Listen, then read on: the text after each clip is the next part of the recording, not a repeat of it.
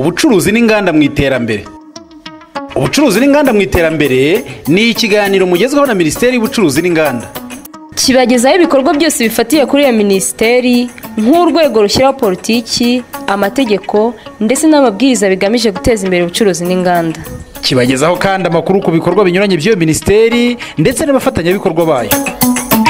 Muri iki kiganiro mushobora gukurikira uko ubucuruzi buhagaze, bwaba ubw'imbere mu gihugu, ubwambukiranya imipaka cyangwa hanze y'igihugu ndetse n'ubw'ibikomoka kuri peteroli.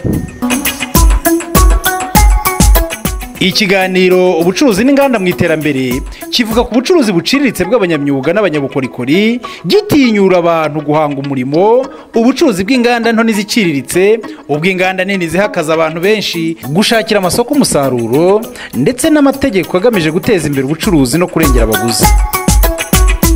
Tubahaye ikaze inshuti zacu bakunze ibikiganiro ubucuruzi n'inganda mu iterambere. Ikiganiro mutegurirwa na Minisiteri y'Ubucuruzi n'Inganda.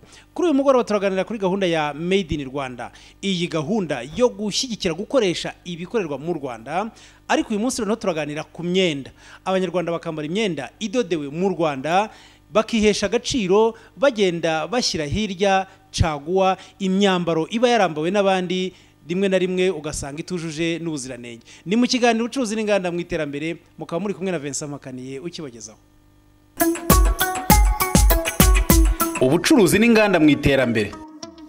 Ubucuruzi n'inganda mu iterambere ni ikiganiro mugezweho na Minisiteri y'Ubucuruzi n'Inganda. Tinyuka nawe uhange umurimo w'ubucuruzi uguhesha agaciro kandi ukaguha inyungu. Hera ku ngero z'abandi, ayo ufite yose watangira. Murararitswe rero, iki kiganiro ntikibacike. Muri gahunda yo gukomeza guteza imbere ibikorerwa mu Rwanda, hacibwa imyenda n'inkweto bicuruzwa byarambawe bizwi nka caguwa. Minisiteri y'Ubucuruzi n'Inganda ikomeje gukataza mu gushakira igisubizo kirambye icyo kibazo. Mu byo ikora harimo gufasha ba rwiyemezamirimo babishaka kandi babishoboye gushinga inganda mu Rwanda zikora imyenda ndetse n'inkweto. Ibyo bizafasha ko ibyagurwaga hanze bigabanuka kandi abanyarwanda bakagira ishema ryo kwambara ibyakorewe mu gihugu cyabo, caguwa igacika. Minisitiri w'Ubucuruzi n'Inganda aratwibutsa impamvu nyamukuru yo guca caguwa. Byaje kugaragara yuko gukomeza gutumiza imyenda yambawe hanze rwose ni ikibazo mbere na mbere gishingiye ku mpamvu z'uko bene iyo myenda nta gihugu na kimwe gishobora guteza imbere urwego rwo kudoda imyenda gikomeza gutumiza bene iyo myenda hanze, kuko ntibishoboka. Icya mbere icyo ngicyo kigomba kumvikana gutya abanyarwanda bakumva inyungu zabyo muri uru rwego kugira ngo dushobore guhanga imirimo ishingiye muri uru rwego gukora imyenda abanyarwanda bakeneye, aho kugira ngo dukore imyenda yamawe ngo nukugura makeya. Icya kabiri harimo n'ikibazo cyo kwihesha agaciro. Ibyo nabyo abanyarwanda bagomba kubyumva. Iriya myenda buriya kenshi nubwo tuyambara ntabwo tuzi abantu baba barayambaye imbere ni bantu ki. Ushobora gusangamo abantu b'abarwayi banyuranye, indwara zinyuranye, nubwo iza bivuga ngo yasukuba, ariko buriya hari mikorobe zidashira. Dushobora kuba tufite muri iyo myenda abanyarwanda bashobora banasobanurira ubwabo uko ubushobozi bw'abanyarwanda bugenda bwiyongera. Ndumva mu ngamba zo kugenda turushaho kwihesha agaciro, kugenda dutandukana n'ibyo ngibyo, byagombye kumvikana yuko ni kimwe mu buryo bwo kwihesha agaciro no guteza ubukungu bwacu imbere. Aho ngaho rero nizeye yuko abanyarwanda bazakomeza kugenda babyumva kandi bakabivuga uko biri, ntibakabivuga uko bitari. Dusanzwe tuzi ko mu Rwanda hari inganda ebyiri zikora imyenda, Utexirwa na C&H Garment. Zikaba ari inganda zigerageza kongera umusaruro muri iki gihe kugira ngo koko imyambaro ituruka hanze igabanuke. Duhere kuri Utexirwa. Urwo ruganda se ruhagaze rute muri gahunda ya Made in Rwanda? We produce all kind of textile products, school uniform, institution uniform, security uniform. Dukora impuzankano z'ubwoko butandukanye, iz'abanyeshuri, iz'abashinzwe umutekano, iz'ibigo bitandukanye harimo nka MTN, Tigo, imyambaro yo kwa muganga ndetse n'iyo mu nganda. Dukora impuzankano zose muri rusange. Twakoranye na Minisiteri y'Ubucuruzi n'Inganda muri gahunda ya Made in Rwanda, twamamaza ibikorwa byacu. Ubu twamaze no gufungura icyumba cyo kwerekaniramo ibikorwa byacu mu mujyi wa Kigali, aho bita muri quartier commercial, mu byumweru 2 bishize. Kandi dufite gahunda yo gufungura ikindi cyumba kinini ahandi hantu mu gihugu tutaramara guhitamo. Uruganda C&H Garment narwo rukora imyambaro myinshi itandukanye. Dufite commande y'ubwoko bune butandukanye,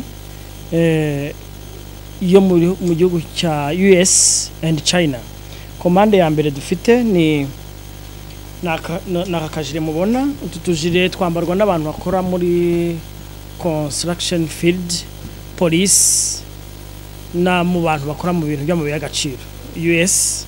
Tukaba ari akajire dukora, tukaba dufite komande yako tugomba kuzarivura. Dufite komande yako ya miliyoni y'utu tuntu tugomba gutanga mu mezi 5. Utu tuntu tugenda turiho made in Rwanda. Iyi niyo komande ya mbere dufite. Indi komande ya mbere dufite ni impira dufite amakora, nayo ni police and construction field, nayo tuzajyana muri US. Iyi naka mberetse ni nako tuzajyana muri US naka, ariko hari igice tuzajyana China, ikindi kikajya muri US. Iyi niyo tuzakora, tuzatangira kwishyira muri production ejo, nayo izajya muri US. Aka nako ndumva ari 500,000 aka, utundi ni miliyoni. Byose bigenda biriho made in Rwanda. Guverinoma y'u Rwanda yararebye isanga mu gihugu hari gap yuko hari uniforms cyane z'abana tugura hanze, bagasanga byaba barashaka ko CNDH yinjiza amafaranga ava muri export, ariko nanone yasova amafaranga igihugu gisohora hanze. Ikindi ni uniform za gisirikare na police. Ubu turi muri negotiation na RDF na police, turimo kubakorera ibyo bita PP samples. Nabo twaje gusanga hari imyenda batumiza hanze nyuma hanze y'igihugu, bigatwara amadevize mu gihugu, kandi natwe ubwo bushobozi tufite twambika abasirikari bo hanze, nta kuntu abaciro cyangwa polisi bacu kubambika byatunanira. Indi myenda dukora itandukanye, imipira, amapantaro, amakoti, tugiye gutangira kubikora. Hakaba hari bizajya bigurishirizwa hano mu gihugu hafi 80%, 20% bizajya biguma hano, 80 bisohoke bijye hanze y'igihugu. Kugira ngo rero iyi gahunda irusheho gukomeza gutera imbere, leta igenda yongerera ingufu izi nganda zisanzweho, zikongererwa ubushobozi bwo gukora byinshi kandi byiza bishoboka. Inafasha kandi abandi barwiyemeza mirimo bafite ibitekerezo byo gushinga izindi nganda kubona aho bakorera, kugira ngo koko iyo gahunda ishobore kugenda neza nkuko yateguwe. Nko mu ruganda CNDH Garment, leta iri kurufasha kwagura ibikorwa byarwo, byaba ari aho bakorera, ubushobozi urwo ruganda rufite rwo gusohora umubare w'imyenda runaka, ndetse no kongera umubare w'abakozi. Twatangiye uruganda rwacu rukora 100% for export, ariko kugendana na gahunda nziza ya leta yo kugabanya cagwa muri kino gihugu, twabonye nkuko muhabonye, twabonye ubufasha bwa leta barimo kutwubakira inyubako kugira ngo twimurire ibikorwa byacu hano dutandukanye, CNDH for export na CNDH made in Rwanda. Nuvuga ko tugiye kuzana ibikorwa twakoreraga hariya. Twatangiye deja gutraining abantu, ubu dufite abantu 600 bamaze hafi amezi 4 muri training, bagomba kuza muri izi nyubako kugira ngo dukomeze dukora imyenda. N'ubundi batangiye kwikora no kwisoko yatangiye kugeraho, ariko hano tubonye uburyo bunini bwagutse bwo gukorera abanyarwanda imyenda myinshi ishoboka. Hano muri izi nyubako nshyashya tugiye kuzajyamo mu mpera z'uyu mwaka, tuzashyiramo abakozi barenga 1000. Production capacity twamaze kwipima hano, ni ukuvuga ko hano harimo nkuko mwayibonye mu ruganda hari aruguru dukora kuma chain. Hano harimo ama chain, tuzashyiramo ama chain arenga 32, aho dushobora gusohora byibura mu kwezi 15,000 by'imipira buri kwezi, 15,000 by'amashati buri kwezi, 15,000 by'amapantaro buri kwezi, 15,000 bya uniforms set. Ibyo tuvuze uniforms ziba ari amaseti. Ahantu mubonye ni naho tuzahakorera cyane imyenda y'ingabo z'igihugu na police muri izi nyubako mubonye mu hano. Ubu twatangiye gukora imyenda yose muri rusange. Twe exportinga muri Amerika, twe exportinga mu Iburayi, tukana exportinga mu bihugu bimwe bya Afrika. Leta y'u Rwanda kandi ibinyuje muri Minisiteri y'Ubucuruzi n'Inganda yasinyanye amasezerano y'ubukode bw'ubutaka bungana na hectare 2.5 buherereye mu gice cyahariwe inganda Imasoro ahitwa Kigali Special Economic Zone, n'abashoramari 2 bagiye kuhubaka inganda 2 zikora imyenda n'inkweto. Abo bashoramari ni Nsengiyumva Albert uhagarariye company ya Albert Supply na Bed Bedetse umuyobozi mukuru wa kampani Rwantan izwiho gukora inkweto, imikandara n'ibindi bikoresho bikorwa mu mpu. Uwo muhango wabereye i Masoro ku itariki ya 6 Nzeri 2016. Nsengiyumva Robert yashimye Minisiteri y'Ubucuruzi n'Inganda ku nkunga yabateye, yizeza ko agiye guhita atangira ibikorwa by'ubwubatsi bw'uruganda ku buryo umwaka utaha ruzaba rwatangiye gukora imyenda n'inkweto. Urwo ruganda rukaba ruzashorwamo akayabo kagera kuri miliyari 10 by'amafaranga y'u Rwanda. Tukaba tugiye gutangira mu izina rya Robert Supply, ndabamenyesha ko ejo twebwe tuzatangira umunsi w'ejo, ku buryo umwaka utaha uruganda ruzaba rwatangiye. Nyakubahwa Minisita, murakoze inkunga muhora mudutera. Bed Bedetse ni umushoramari uturuka mu gihugu cy'u Burundi, nawe yatanze icyizere ko mu mwaka utaha uruganda rwe ruzaba rwatangiye gukora. Ino mu Rwanda nagomba kubashimira cyane ko mwantumiye nyakubahwa Ministre kugira nshobore gukora ibyo nsanzwe nkora mu Burundi. Ibyo niyemeje rero no kuzokora guhingura impu gushikaho zikorwa ku byo bita finish leather, gashobora kuvamwo ibikoresho byose byo mu mpu nk'inkweto, imikandara n'ibindi byose. Ubu rero nagomba nyakubahwa Ministre kubashimira cyane ku nkunga muduteye mukadushikiriza ubutaka. Kuva ejo tuzotangura kugira etude ya aménagement na construction. Ejo abatopographe minsi zabazo bari ngaha na architecte kugira batangura kugira ama etude. Ibindi byose ama etude yose yaraheze, hari hasigaye ama etude arabana n'ibya infrastructure. Nkaba ndabemereye yuko mu mwaka utangura muzobona ibintu tuba twamaze gukora kandi bizaba bishimishije. Nkaba nsubiye kubashimira, murakoze. Urwo ruganda rwese ruzakora iki? Ruzaba rufite ubuhe bushobozi? Uruganda ruzatangura umwaka uza. Tuzaba dufise ubushobozi mu gutangura bw'inkweto 1000, hagati y'igihumbi n'igihumbi 500 gushika ku 3000 mu gutangura ku munsi. Aranasobanura ko buri munyarwanda mu bushobozi bw'umufuka we azashobora kubona icyo agura muri urwo ruganda. Uruganda ruzokora impu, finish leather, dushobora gukoramo ibindi bikoresho nk'imikandara, amasakoshi, ibirato. Hanyuma tuzokora n'inkweto z'ubwoko bwose, nk'ibirato bya sport, ibirato bya plastique, ibirato byo mu mpu, ubwoko bwose, kugira umuntu afise amafaranga make ashobore kugura, afise uburyo buri hagati na hagati ashobore kugura, n'umuntu ashaka ibintu byiza cyane kandi afise uburyo bwo kubigura ashobore kubironka navyone. Nyuma yo gusinya amasezerano, Minisitiri w'Ubucuruzi n'Inganda François Kanimba yavuze ko ubundi abashoramari bagorwaga no kubona ubutaka, ariko ko leta yasanze ari ngombwa ko igira ikiteganya ku bashoramari bifuza gushora imari yabo mu gukora imyenda n'inkweto.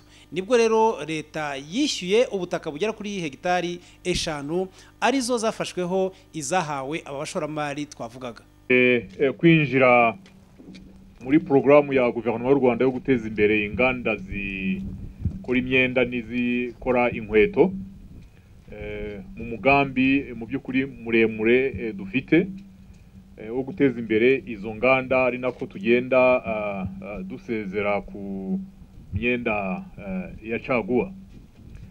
Wenda kugira ngo umuhango w'ahangaha usobanuke neza, muri politike guverinoma yashyizeho yo guteza imbere izo nganda, twaje gusanga kimwe mu bikunze kurushya no gukomerera abashoramari ni ukubona ubutaka bufite ibyangombwa byose kandi buhendutse, butuma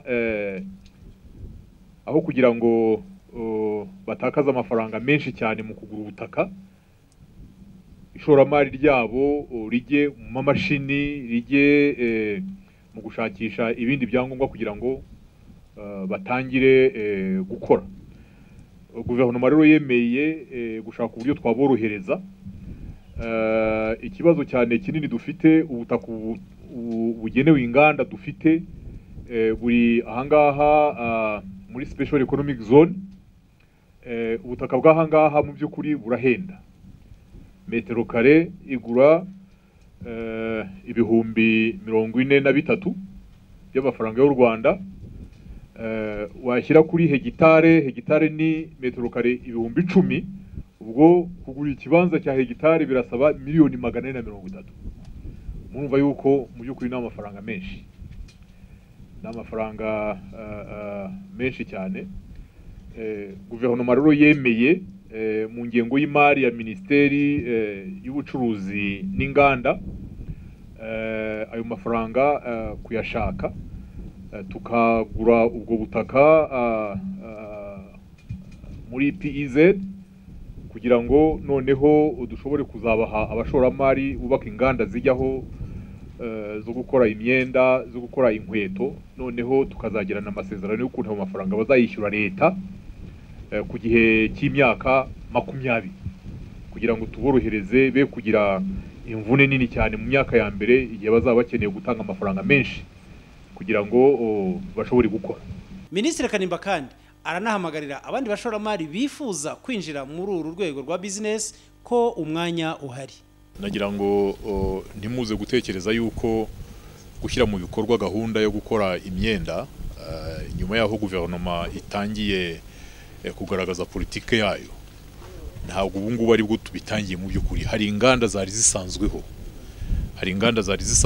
hari Utexirwa, hari CNH, hari abanyarwanda banyuranye bafite ibigo bito n'ibiciriritse bakora imyenda, bari basanzwe bakora imyenda usanga iri mu rwego rwo hejuru ihenda, ariko abo bose ubu ngubu mu by'ukuri bamaze kwisuganya, batangiye gukora imyenda iciriritse inyuranye ishobora kugurwa n'abanyarwanda bo mu byiciro binyuranye.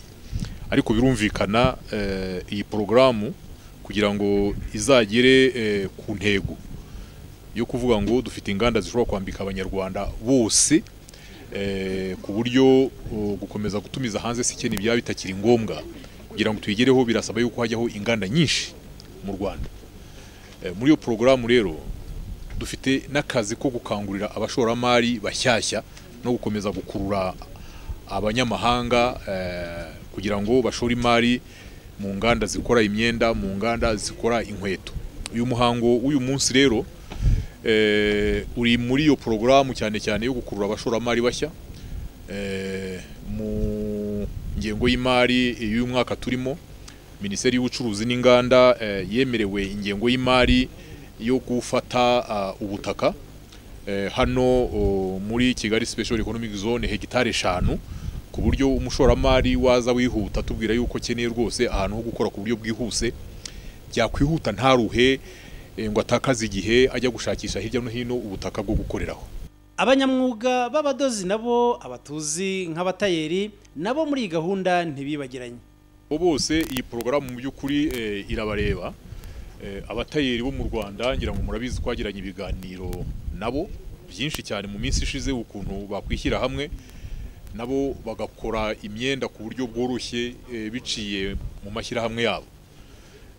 Ndetse hari n'inyigo zakozwe mu minsi ishize dusabye BDF kugira ngo ibafashe bashobore kuba bashyiraho inganda nto ziciriritse haba i Kigali ndetse no hirya no hino mu gihugu. Iyo porogaramu nayo iriho ndetse batangiye no kwegeranya amafaranga kugira ngo barebe aho ubushobozi bwabo bushobora kugera, bamenye neza inganda bashobora kuba bashyiraho. Leta kandi irabona ari ngombwa gufasha aba banyamwuga b'abadozi kubona ibitambaro byo kudoda. Yagize icyo ikora kuko n'imisoro yavanyweho. Rero kushyiraho inganda nyinshi inganda nyinshi ku buryo igitekerezo cyuko muri buri karere bishobotse haboneka koperative ikomeye y'abadozi, noneho tukareba ukuntu izo koperative twazifasha kugira ngo zibone ubushobozi zishobore kuba zakwinjira muri iyi porogaramu yo gukora imyenda. Iki ngiki ndakibasabye mugende mutekereze uburyo cyashyirwa mu bikorwa cyane cyane ikigo cy'igihugu gishinzwe amakoperative gikorana n'urugaga kuko ayo makoperative harahwari ariko ntabwo birafata porogaramu yuzuye neza kugira ngo bijye ku murongo. Nagira ngo ndetse mbahe n'agahimbaza musiki kazatuma mubikora.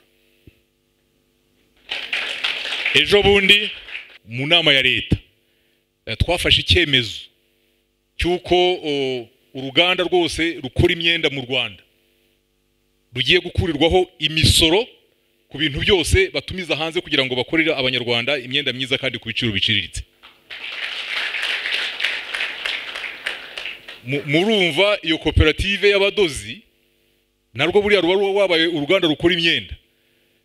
Ayo makoperative agiyeho agashyiraho impuzamashyirahamwe federasiyo y'abadozi. Iyi federasiyo yagikusanya ibintu byose bakeneye ikajya mu mahanga kubatumiriza ibyo bakeneye, noneho bikaza bikinjira mu gihugu nta misoro bitanze, bagakora bakabona isoko. Ya gahunda yo kugenda dutandukana na caguwa ikagenda koko ibona umuyoboro wo kunyuramo. Aba badozi nabo nubwo bakiyegeranya bishimiye cyane inkunga leta ibatera. Mu by'ukuri cyo cyari kiremereye dufite nuko umudozi uwo ari we wese yakora gukwe agakorera ku rubaraza, agashinga kampani y'abantu babiri cyangwa batatu, amakoperative, mbese ukabona buri kantu kose bakora ukwabo nta buryo bwo kwihuriza hamwe. Niyo mpamvu APT ariyo association y'abadozi babigize umwuga mu Rwanda yagiyeho kugira ngo ibafashe kugira ngo bagire inzira umuyoboro w'ibitekerezo by'abadozi bigaragaramo, noneho bashobore kwihuriza hamwe bityo n'umusaruro ushobore kuboneka, bashobore no kwiteza imbere ndetse bashobore no guteza igihugu muri rusange. Kwa kundi batanga akazi, ibintu ni byinshi bishobora gutuma batera imbere.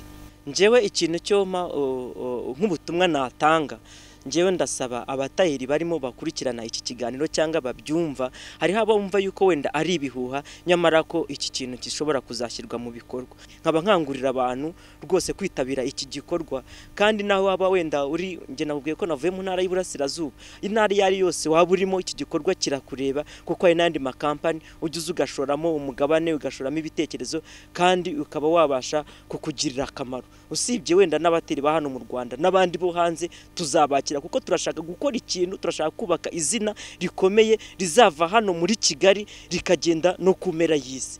Ubu twebwe twarabitangiye, ntago ngiye nyambara umwenda wa caguwa, n'inshuti zanjye ndimo ndagerageza kuzihera ku biciro bito kugira ngo zibashe kwambara nk'uko zibyifuza kandi ku mafaranga makeya.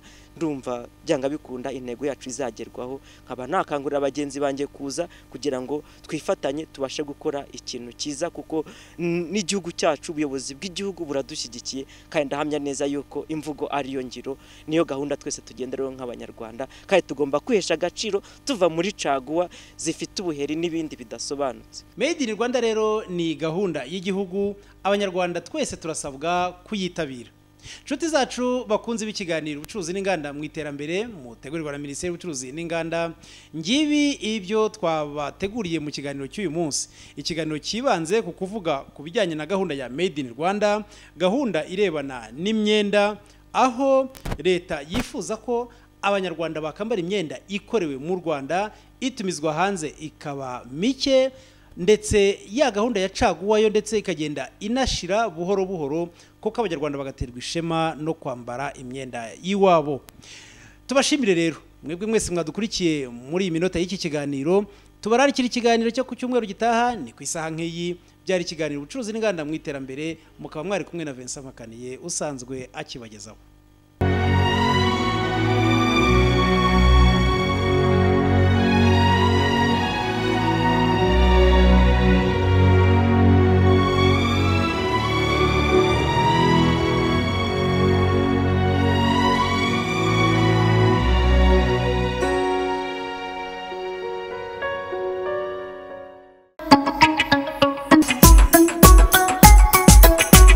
Ubucuruzi n'inganda mu iterambere.